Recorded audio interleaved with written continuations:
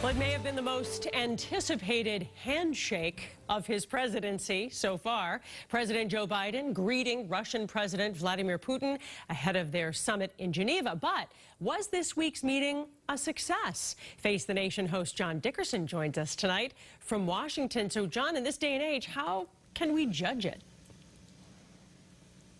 Well, it's a great question, Paula. The judging is kind of at the low end. You know, there were no obvious mistakes, and there was not the kind of criticism that President Trump had when he sided with Vladimir Putin over his own intelligence agency. So at that end, it was a success, but that's a pretty low bar. The real assessment of the power of this meeting might not be known for 6 months or a year, according to the experts that I've talked to, and those who've taken part in these meetings. And that's because a lot of the strongest messages would have been private and secret, and would have been based on intelligence that's very secret.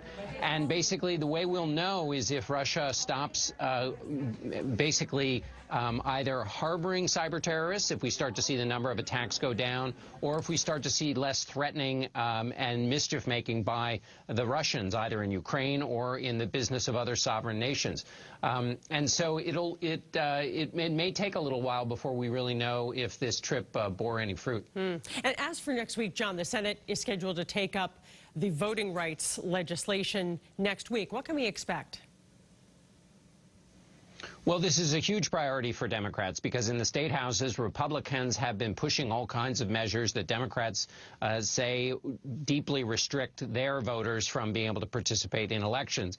So they feel they want to pass something at the federal level. The problem is they don't have 60 votes, which is the threshold in the Senate.